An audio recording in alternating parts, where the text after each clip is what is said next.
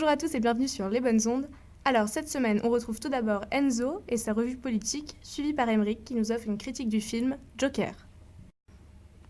Alors Enzo, de quoi vas-tu nous parler aujourd'hui ? Eh bien aujourd'hui, je vais parler soit d'un suicide, soit d'un coup monté selon les versions. Quand on évoque l'affaire Boulin, on se pose toujours la question de savoir si c'est vraiment un suicide ou si ça cache quelque chose. Et ce, depuis 1979. Ça fait donc 40 ans depuis le jour qu'on a découvert le ministre Boulin mort dans l'étang rompu, qui se trouve près de Rambouillet, et on ne sait toujours pas ce qu'il s'est passé. Ça sème donc depuis le 30 octobre 1979 le doute dans l'esprit des Français, comme des proches de la victime. Récemment, le 28 octobre 2019, presque 40 ans jour pour jour après la mort de Robert Boulin, des proches de ce dernier ont organisé une reconstitution pour confirmer ou non la thèse du suicide. Selon eux, le constat est sans appel. Il paraît extrêmement improbable que le ministre se soit noyé dans un étang qui fait tout au plus une profondeur d'1,50 m.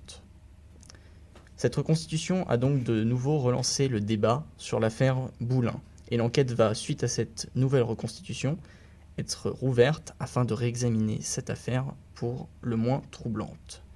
Mais donc, qu'est-ce qui s'est passé dans cet étang fin octobre 1979 ? D'abord un peu de contexte. Robert Boulin est un ministre qui est né en 1920. Il était un membre du gouvernement de Raymond Barre, sous la présidence de Valéry Giscard d'Estaing, et au moment de sa mort, il était ministre du Travail depuis 1978.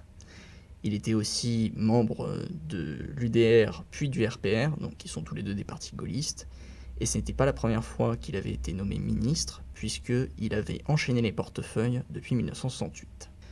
Donc Robert Boulin, c'était une personnalité assez connue des Français, ce qui renforce la surprise du pays quand on le retrouve le matin du 30 octobre 1979 à genoux, immergé dans 60 cm d'eau. Donc pour certains, le corps a été examiné un petit peu trop vite et l'enquête a donné rapidement, c'est vrai, il faut le dire, ses conclusions. La conclusion étant la suivante, le ministre s'est suicidé. Bon, un ministre qui se suicide, ça s'est déjà vu. Un ministre qui se suicide dans 60 cm d'eau, ça paraît déjà plus improbable. Mais quand en plus de ça, le ministre a été décrit par un témoin comme avec le visage ensanglanté et couvert de griffures, là on peut se poser de sérieuses questions. En plus, selon l'enquête officielle, M. Boulin était sous l'effet de barbiturique, ce qui n'était pas le cas après une enquête plus en profondeur. Et donc, ce qui se serait passé, c'est qu'il aurait trébuché dans l'eau, il se serait empêtré dans la vase et il se serait asphyxié, donc encore une fois, dans 60 cm d'eau. Cette conclusion a été annoncée dans les médias et elle a bien entendu été reprise et moquée à de nombreuses reprises dans la presse. Elle a été aussi présentée comme le résultat maladroit d'un coup monté assez mal organisé. En plus, il est important de noter que l'enquête a plus ou moins, on peut dire, dépassé certaines étapes de la procédure d'enquête. C'est-à-dire qu'aucun examen en profondeur n'a été effectué sur le crâne et les poumons de la victime. Quand on se noie, nos poumons se remplissent d'eau, ce qui est pour ça qu'on coule. Or, le problème, c'est que comme les poumons de la victime n'ont pas du tout été analysés, on ne peut pas savoir si ces derniers étaient remplis d'eau, ce qui aurait pu permettre de confirmer, ou plus vraisemblablement d'infirmer, la théorie du suicide. Depuis, on a eu pas mal de théories qui ont émergé vis-à-vis de cet événement.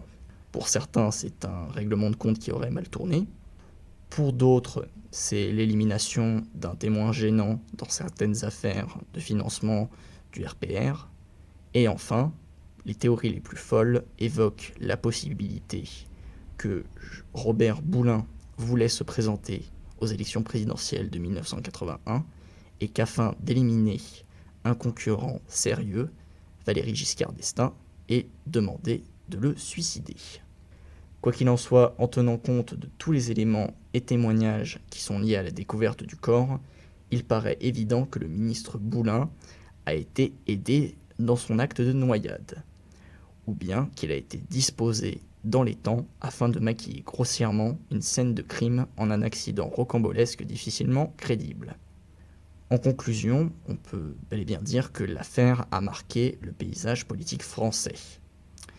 Quelques années après la théorie du suicide, la fille de Robert Boulin a porté plainte contre X pour meurtre, ce qui a mené à de nombreuses réouvertures de l'affaire, la plus récente datant de 2015 par le parquet des Yvelines. Peut-être qu'aujourd'hui, nous en saurons bientôt un peu plus sur les circonstances de la mort du ministre qui s'est noyé dans une eau qui lui arrivait aux genoux. Merci Enzo. Alors maintenant, on passe à la revue ciné avec donc la critique de film d'Emeric qui nous parle aujourd'hui du film Joker. Lorsque Joker, réalisé par Todd Phillips, a été annoncé, il ne m'attirait pas vraiment, m'attendant à un mélodrame tire-larme transformant le Joker, antagoniste de Batman réputé pour sa folie et son envie de chaos, en quelqu'un de gentil, complètement aseptisé comme on a l'habitude à Hollywood. Et puis j'ai succombé à la hype train, et une fois sorti de la salle, je me suis dit, enfin un film avec un vrai anti-héros. Pourtant on s'attache à ce Joker, sous le nom d'Arthur Fleck. On le comprend, mais à aucun moment il ne fera de gestes héroïques. Ses actions seront soit pitoyables, soit monstrueuses. Mais avant on suit son histoire, en tant que clown, qui commence alors qu'il se fait agresser par une bande de jeunes pendant qu'il travaillait. Alors commence une suite logique d'injustices, telle une mauvaise blague trop longue et dont la chute et son agression dans le train, point de départ de son réveil à lui, ainsi que de la société. Cette suite d'injustices est telle une pente jusqu'à sa folie. Et des pentes, dans le film, on en voit partout. La rue dans laquelle Arthur habite est légèrement en pente. Les multiples gradins, dont la première scène au plateau télé, on demande au clown de descendre, et surtout ses escaliers, qui représentent la lutte intérieure d'Arthur. Sa condition sociale et son handicap rendent difficile sa montée symbolique des escaliers vers la raison, mais la société le lui demande, et il le fait. Et à partir de maintenant, afin de détailler mon point de vue, il faudra que je divulgue certaines scènes de l'intrigue, donc revenez plus tard si vous n'avez pas encore vu le film. Le film parle de plusieurs thèmes, comme des inégalités avec les mouvements sociaux, des incels avec la romance fantasmée, l'inversion des rôles de gentil et de méchant entre le riche Thomas Wayne et le Joker prolétaire, ou tout simplement du clown triste, à savoir une figure déchue de son rôle premier d'amuser, au profit d'une image sanguinaire, en pervertissant l'innocence. Et pour cesser d'être esclave de la norme, Arthur devra sombrer au plus profond de la dépression, mais aussi de l'insécurité, qui est symbolisée par la couleur bleue, le dehors, le froid, par opposition au orange, la chaleur, la lampe de son bureau, ou encore sa cigarette, qu'il allume à chaque moment d'angoisse.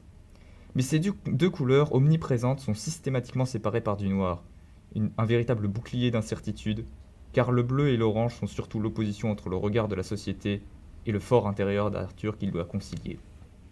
Pour outrepasser ce cap, il doit faire plus, et c'est ce qui l'amène à tuer sa mère et épouser son père, le délire.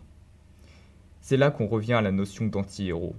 Il fera à partir de cette mort des atrocités, mais nous, spectateurs, nous nous retrouvons emportés, et même séduits par ses actes. Le film devient alors jouissif, il devient Joker, qui descend les marches de l'escalier heureux, est invité à un plateau télé, juste pour tuer le présentateur, garant de la société du spectacle, dans cette scène inspirée du fantastique Dark Knight Returns de Frank Miller.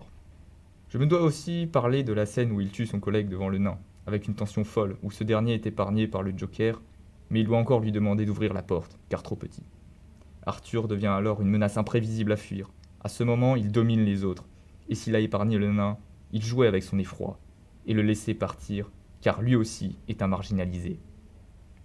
En tant qu'anti-héros, le Joker devient le héros de tous les marginalisés, finissant dans une scène enivrante de Gotham plongée dans le chaos, les manifestants déchaînés, les voitures s'entrechoquant en rythme avec la musique, les feux dans la nuit, et le Joker au sommet, dansant et accompli, avant d'aller à l'hôpital psychiatrique, illuminé de blanc, couleur du paradis uniquement présente dans ce genre de lieu qu'il a au final tant cherché à atteindre.